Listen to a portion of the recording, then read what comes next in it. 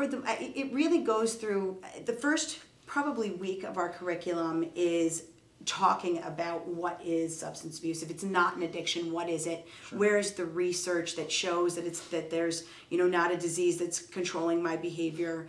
And it really educates people about. And it also depends on the guest. Sometimes Yes. you have a young person with no life experience at Sure. all, Yeah. and then you have people you might have a doctor who's in his 70s, and so you have to differentiate a lot of the education and how you teach the person. So it can be a challenge if you have a doctor and an adolescent in the same class, but at the same time, it's beneficial to both. Absolutely. Because you have that social portion that helps. You have the doctor being humbled by the young person taught by the older person, and there's a dynamic that can really benefit both. So the social aspect is just as important as what they're being taught. That's true. So you have all sorts of different topics. You have everything from I'm going through a divorce to I don't know what I'm going to do when I go to college. So this is real life stuff. It's all about life. It has very little to do with addiction, because addiction really doesn't exist. Right.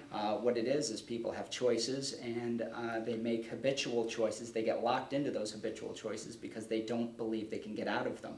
So what we do is we provide life options at every road. So they go through a 3-phase process. They're going to learn first about their past. They're going to write an autobiography. They're going to delve into every aspect of what it is that is negative in their life, as well as positive, which is very different from conventional treatment. So we'll spend a lot of times it's negative, negative, negative, negative, negative, Right. which just continues to almost beat down the person. Yeah, it becomes oppressive. Yeah. It becomes oppressive. Why am I so different? Why am I so different? When in reality, you're not different. You're just a human being who struggles like the rest of us. Exactly. Which is different. And people are really appreciative when they realize, first of all, they're not sick. They're just struggling. They don't have options. They don't know which direction to move into in their life at that given point. You might have somebody who's 17 years old who says, I am just terrified to move forward. I don't know how to be an adult. Yeah. I don't want to be an adult, so I'm going to shoot heroin because it's easy. It's Yeah. what I know.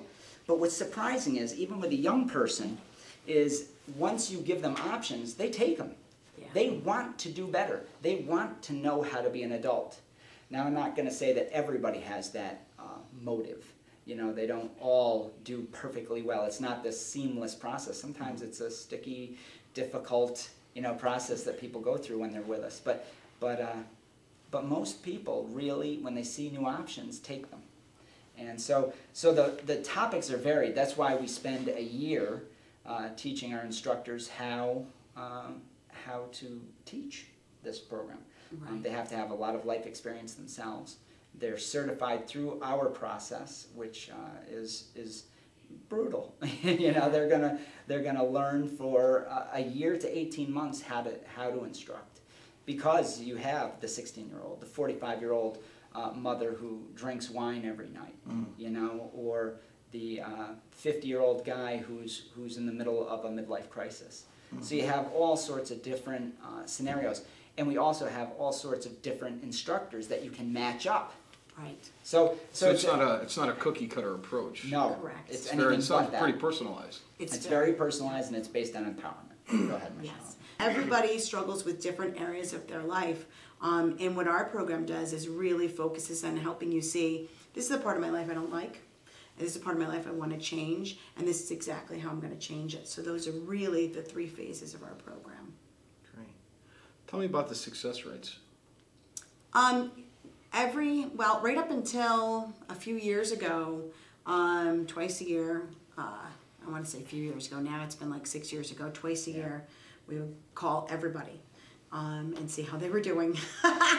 Now, we wouldn't just call them, but we would also call a corroborating witness. Okay. And the question was, have you been sober and drug-free for the last 30 days?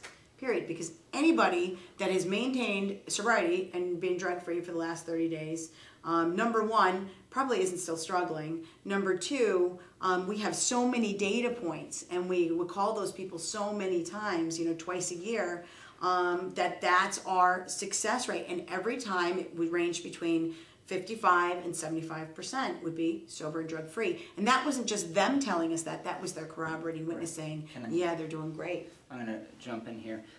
And that's an important distinction. One of the criticisms of the success rate is, well, you're only looking at 30 days.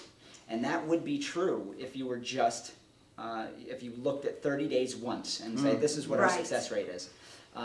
Also, you know, with the independent company calling, you get more accurate information. But so you can't. What you're saying is you can't manipulate. You don't have the ability to manipulate your numbers. Well, we don't. You know, it'd be one thing if the multiple data points is important, because if you have a range that's really high, for instance, if one survey came in at, let's say, 10% were sober for that 30 days, and then 6 months later you did one and it was 80%, okay? And you could still manipulate the numbers by taking an average, even if they're up and down and up and down. But the range automatically now you have 40%. That's right. Woo! Right. But our range is short. It's actually 58 to one anomaly, which was 82. Most of them are in the mid 70s. Yes. So you have